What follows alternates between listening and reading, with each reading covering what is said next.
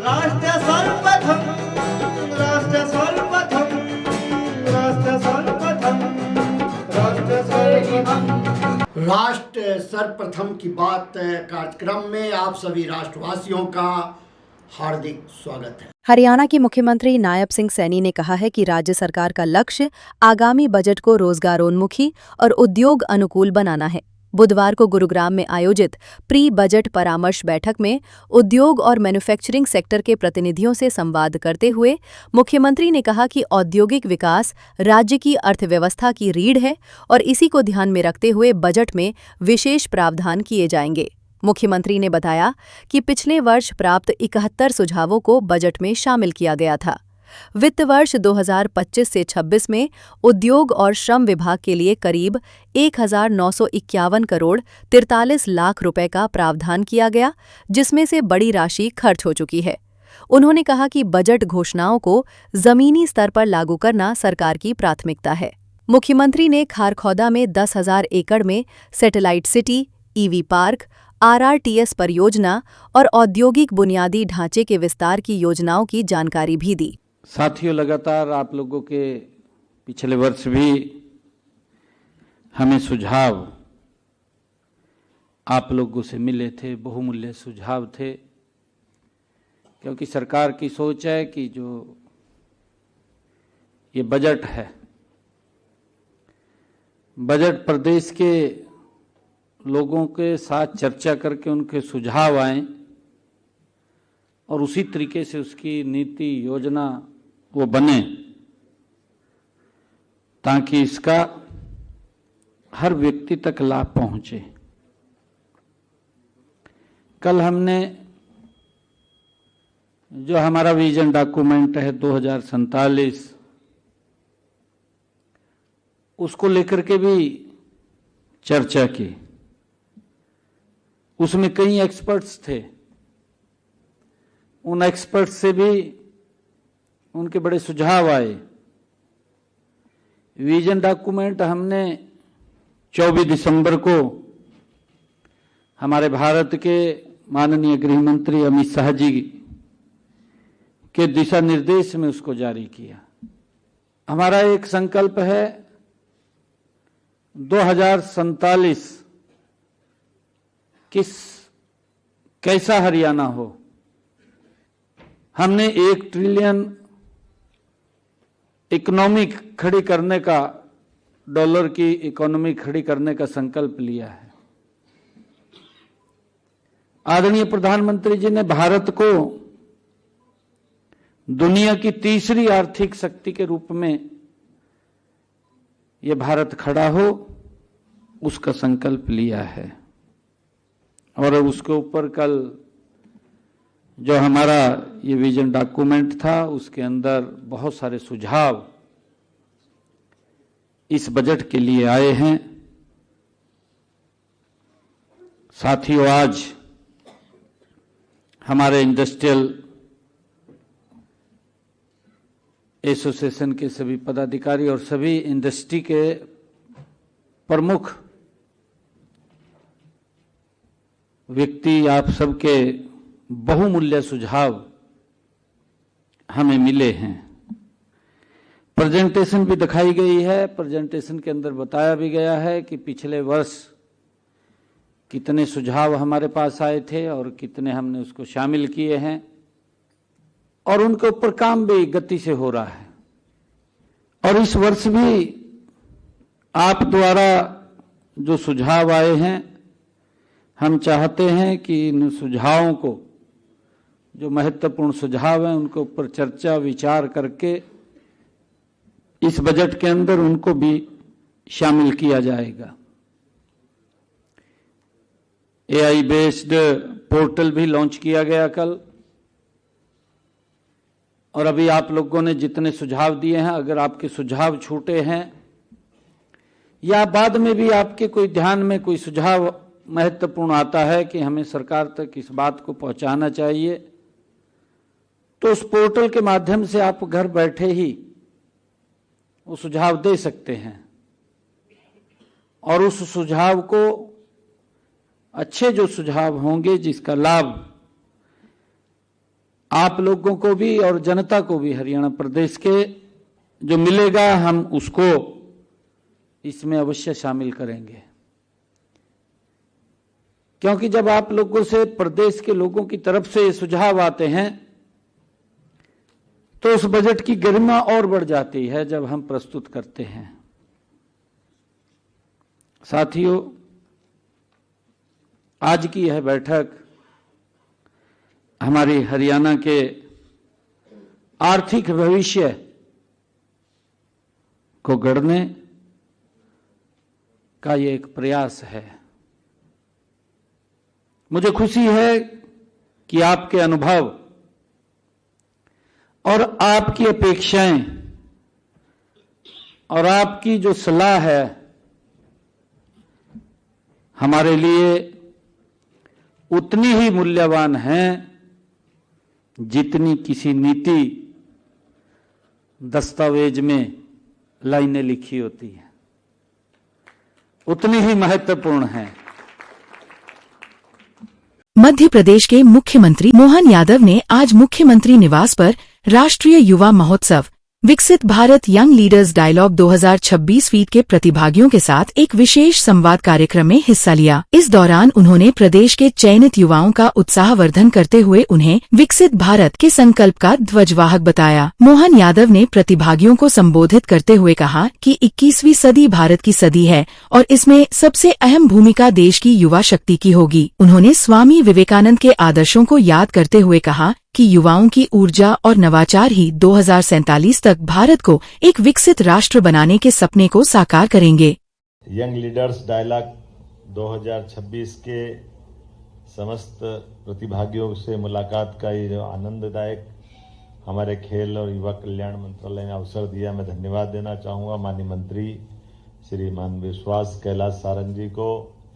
इस अवसर पर माननीय डायरेक्टर राकेश गुप्ता जी और आप सब, सच में आज का दिन आपके सबके आने से हमारी इस आवाज की भी शोभा बढ़ी। आपको सबको बधाई देता हूं, आपका अभिनंदन करता हूं। आप भी भाग्यशाली हैं। यद्यपि भारत को आध्यात्मिक पटल पर दुनिया के बीच में उसकी मूल चेतना के साथ भारत को भारत के लिए और भारत के तरीके से जिस शख्स ने दुनिया में परिभाषित कराया, अमेरिका से प्रारंभ करते हुए विश्व धर्म संसद से, वो स्वामी विवेकानंद की स्वरूपधारी आप सब विवेकानंद, मैं आपको बधाई देता हूं, सच में अभिनंदन करता हूं। विवेकानंद का परिवेश, विवेकानंद का वैसे आपकी जानकारी में होगा ही। मूलतः विवेकानंद जी तो बंगाल के रहने वाले थे, लेकिन बंगाल से निकलकर आध्यात्म की दुनिया में प्रवेश करने के बाद भगवा वस्त्र के साथ भारत भ्रमण करते हुए जब वो राजस्थान पे गए तो खेतड़ी के महाराज ने उनको यही अपनी साफा वाली पगड़ी पहना करके उनको एक तरह से अपने इस भारतीय परिवेश का एहसास कराने का, और कितना जस्ता विवेकानंद जी के सिर पे साफा। ऐसा कभी हमको लगता है कि विवेकानंद जी के जो व्यक्तित्व के साथ साफे ने कितना मैच किया है। लेकिन ये हमारे लिए गर्व और गौरव की बात है। आज प्रदेश भर के अलग अलग विभिन्न युवा उत्सवों के माध्यम से निकले हुए हमारे प्रदेश भर के युवा जो यहाँ से निकल करके अब दिल्ली जाने वाले हैं, तो आप सब ने अपने अपने ढंग से अपनी पहचान बनाते हुए अपना एक तरह से इस लंबे मार्ग में अपनी मुकाम को हासिल किया है। मेरी अपनी ओर से बधाई देना चाहता हूँ। आपने कड़ी मेहनत की होगी, हमारे अपने सब प्रकार के मापदंडों के ऊपर से निकलते हुए। पहली बार सीएम हाउस में आए ऐसे कौन कौन है? हाथ खड़े करो। अच्छा, जो पहले आ गए वो हाथ खड़े करो तुम। चलिए, जो आए पहली बार उनको बधाई, और जो दूसरी बार उनको ज्यादा बधाई। आप भी सब आते रहेंगे। अभी लंबा चौड़ा भाषण देने का तो मौका नहीं है, आज तो आप सबसे मिलकर के देख करके आनंद आया। भारत दुनिया का सबसे युवा देश है, और भारत के अंदर हमारे राज्य में कुछ ही राज्य ऐसे हैं जहां सबसे तेज गति से युवा शक्ति बढ़ रही है, उसमें मध्य प्रदेश भी है। ऐसे में आज हमारे अपने देश के सामने माननीय प्रधानमंत्री जी के नेतृत्व में भारत जब दुनिया की तीसरी आर्थिक ताकत की तरफ आगे बढ़ रहा है और परमात्मा चाहेगा आपके सबके सामने 25 साल का टारगेट है 2047 तक भारत दुनिया का नंबर 1 देश बने, ऐसी आकांक्षा और ये जवाबदारी आप सबकी है। आप सबको बधाई देते हुए मेरी बात समाप्त करता हूँ। बहुत बहुत धन्यवाद। पंजाब को नशा मुक्त बनाने के संकल्प के साथ आम आदमी पार्टी के राष्ट्रीय संयोजक अरविंद केजरीवाल और पंजाब के मुख्यमंत्री भगवंत मान ने आज जालंधर में युद्ध नशे के विरुद्ध अभियान के दूसरे चरण का विधिवत उद्घाटन किया। इस मौके पर दोनों नेताओं ने पंजाब से नशे की जड़ें पूरी तरह उखाड़ फेंकने की अपनी प्रतिबद्धता दोहराई। उद्घाटन समारोह को संबोधित करते हुए अरविंद केजरीवाल ने कहा कि पहले चरण में सरकार ने नशा तस्करों की कमर तोड़ने का काम किया है। उन्होंने बताया कि पुलिस की सख्ती के चलते हजारों तस्कर सलाखों के पीछे हैं और करोड़ों की ड्रग मनी जब्त की गई है। आज बेहद खुशी का दिन है कि युद्ध नशे विरुद्ध की फेज 1 की शानदार सफलता के बाद आज फेज 2 की शुरुआत हो रही है। लोगों को लगने लगा कि हाँ, पहली बार एक सरकार आई है जो नशे के खिलाफ। जब हमने ये शुरुआत की थी, हमारे पास सबसे बड़ा चैलेंज था जनता का विश्वास जीतना।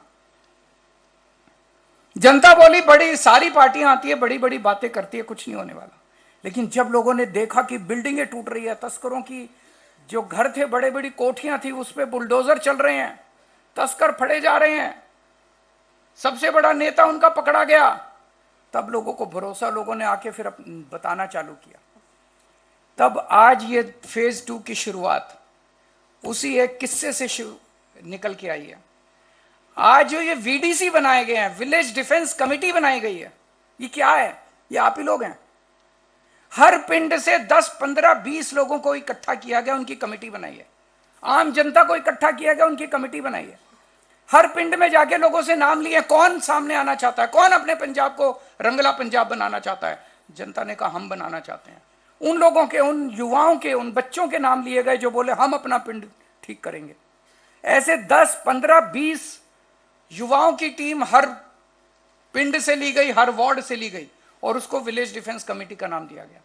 अब इनका काम है, village defence committee, 1.5 lakh volunteers इस विलेज डिफेंस कमेटी में जुड़े हैं अभी तक।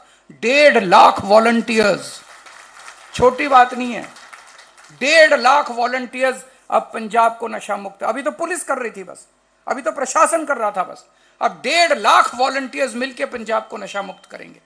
उनको एक ऐप दिया जाएगा, सबके फोन में एक ऐप डाला जाएगा। उस ऐप में आपके पिंड में कौन नशा बेच रहा है उसकी जानकारी दो, आपका नाम गुप्त रखा जाएगा। आपको कुछ नहीं होने देंगे, हम हैं, चिंता मत करना। मिलके नशे को दूर करेंगे। और ये मॉनिटरिंग, सारी मॉनिटरिंग चीफ मिनिस्टर ऑफिस में होगी। एक आपकी जानकारी के ऊपर एक्शन लिया जाएगा। तो आज ये विलेज डिफेंस कमेटी के जरिए 1.5 लाख लोगों की टीम तैयार की जा रही है। अभी एक मिस्ड कॉल नंबर जारी किया गया।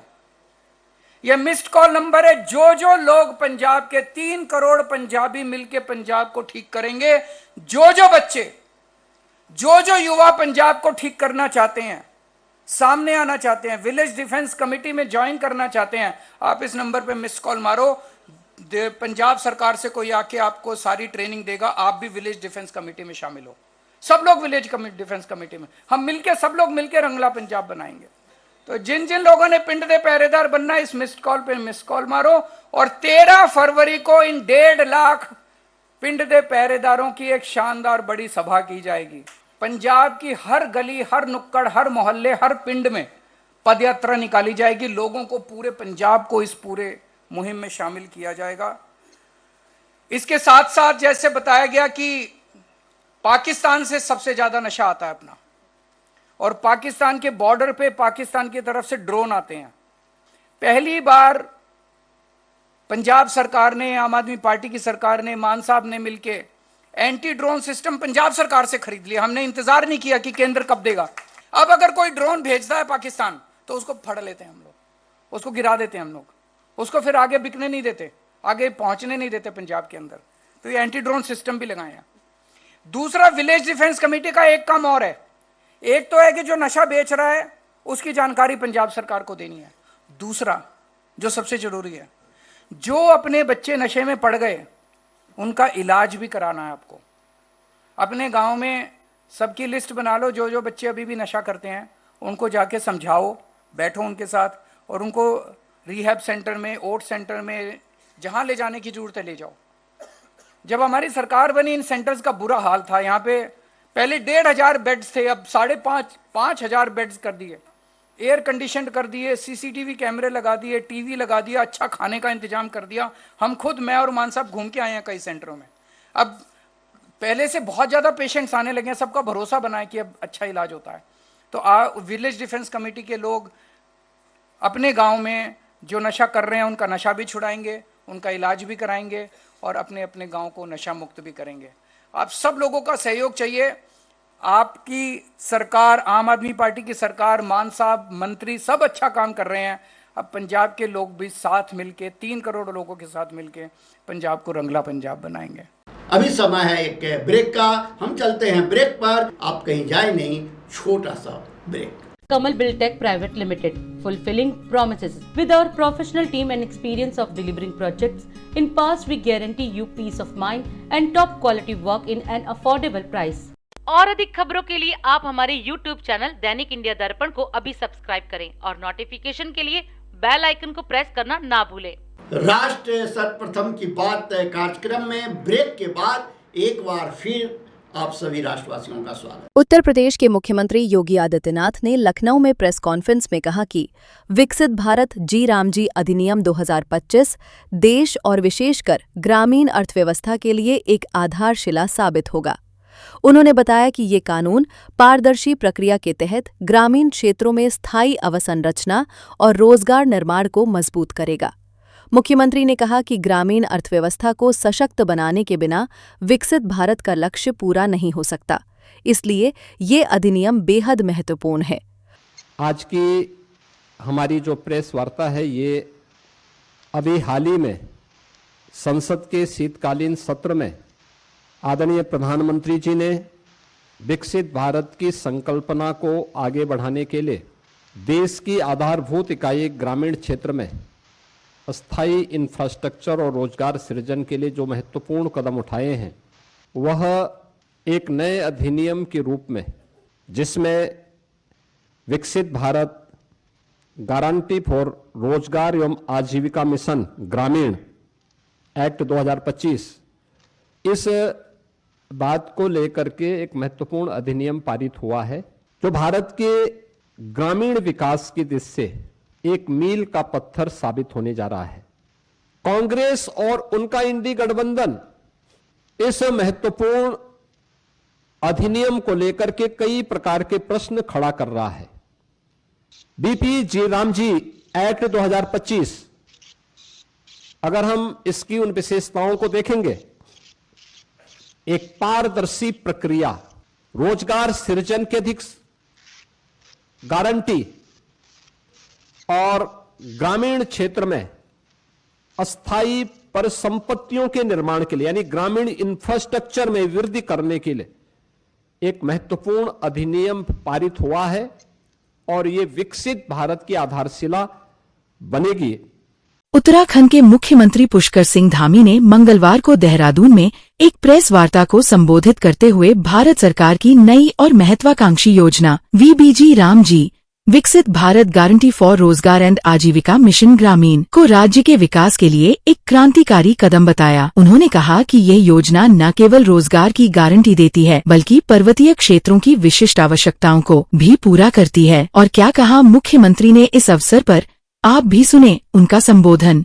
आज की पत्रकार वार्ता में विकसित भारत गारंटी फॉर रोजगार एवं आजीविका मिशन ग्रामीण, इसके संबंध में जो भारत सरकार ने नए प्रावधान किए हैं उसी के संबंध में मुझे आप सबके समक्ष बात रखनी है।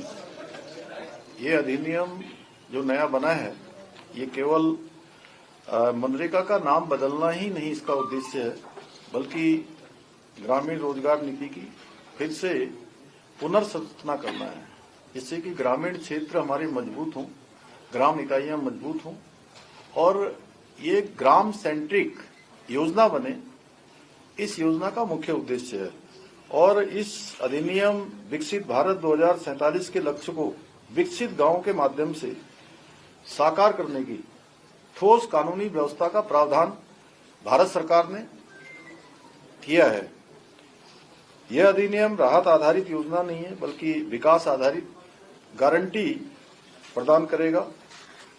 अब ग्रामीण परिवारों को, जो ऐतिहासिक रूप से इसमें सुधार हुआ है, अब ग्रामीण परिवारों को 100 दिन नहीं बल्कि 125 दिन कानूनी रोजगार का अधिकार मिलेगा, जो पहले से 25% ज्यादा होगा।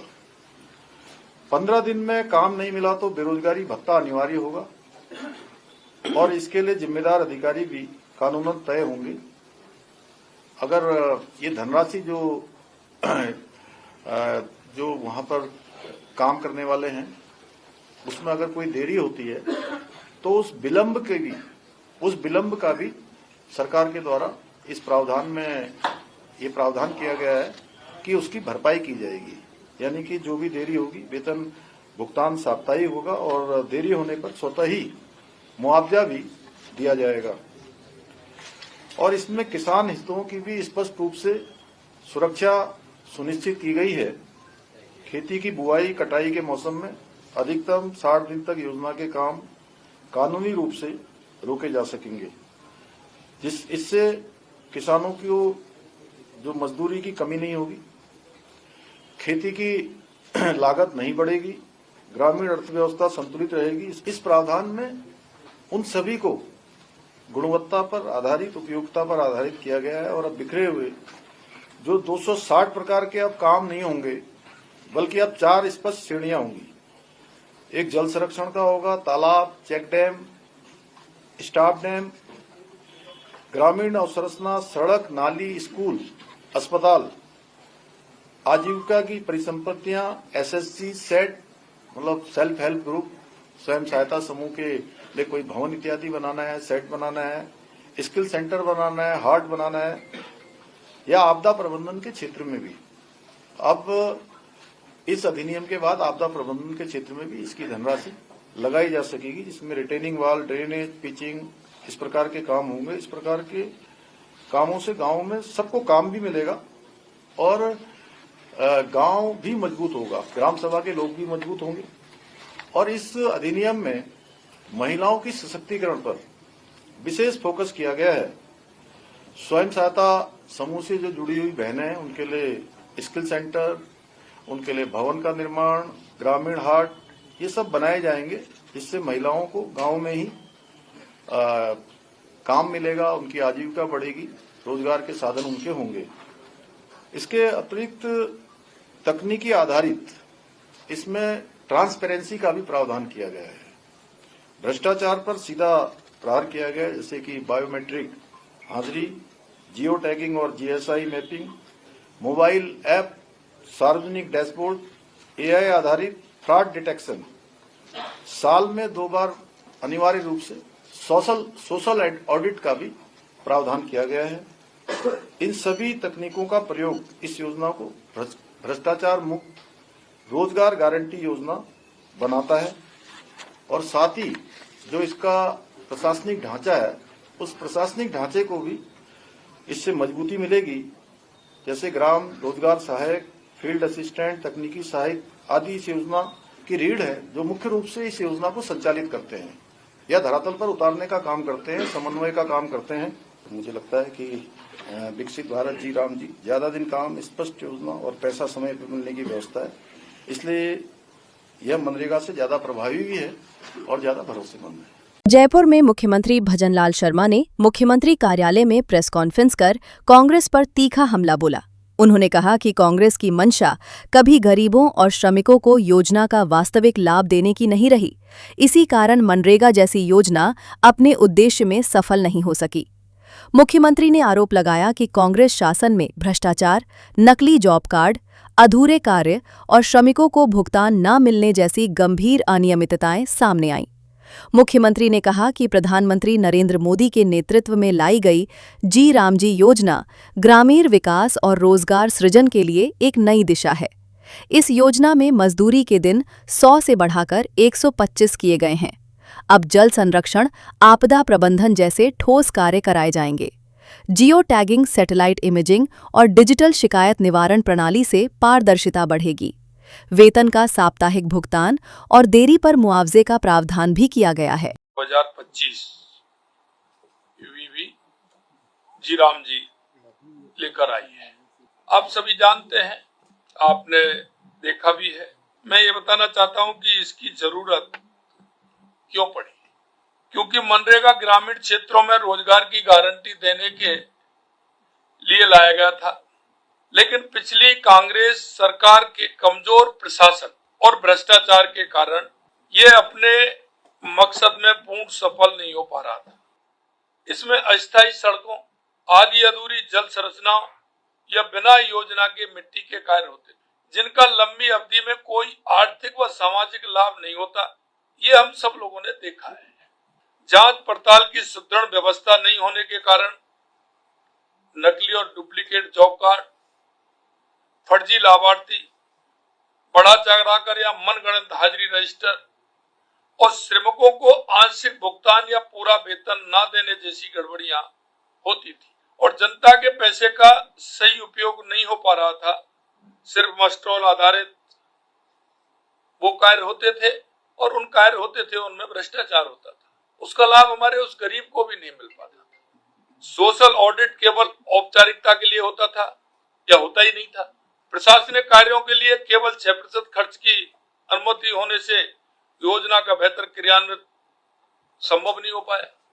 मनरेगा के काम खेती के मेन सीजन में भी चलने के कारण किसान को जो उसकी मजदूरी एक्स्ट्रा वहां मिलती थी वो भी नहीं मिल पाती थी। कानून में बेरोजगारी भत्ते और देरी से मजदूरी भुगतान पर मुआवजे के प्रावधान केवल कागजी बनकर रह गए थे। तो हमारे आगे जो काम चलेंगे वो उनमें एक सहयोगी काम होंगे,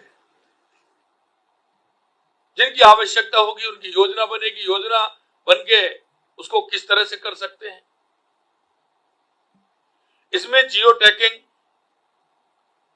सैटेलाइट इमेजरी, मोबाइल ऐप और एआई जैसी तकनीक का उपयोग कर पारदर्शिता सुनिश्चित की जाएगी।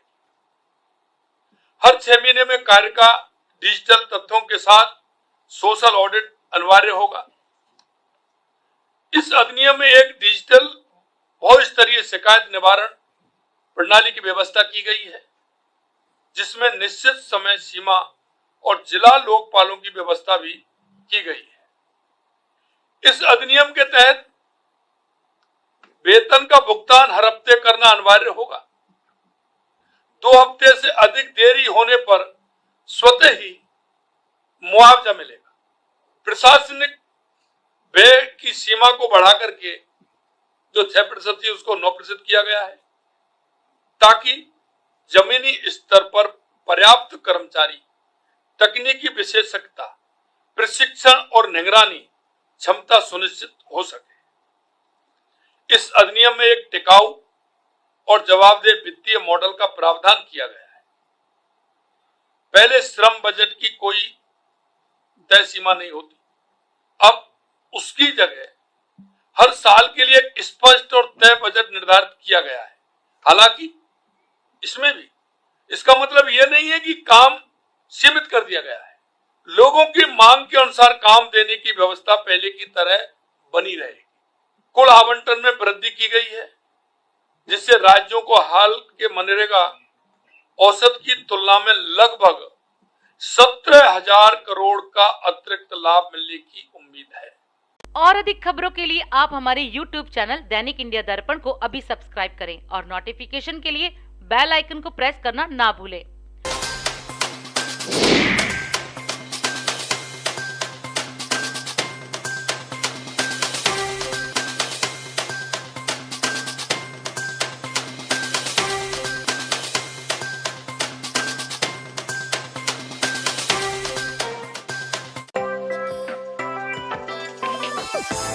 आज हम इस कार्यक्रम में आपसे विदा लेते हैं। आप अन्य खबरों के लिए बने रहे। राष्ट्र सर्वप्रथम, वंदे मातरम, जाग उठा है भारत। राष्ट्र सर्वप्रथम, राष्ट्र सर्वप्रथम, राष्ट्र राष्ट्र सर्वप्रथम राष्ट्र सर्वप्रथम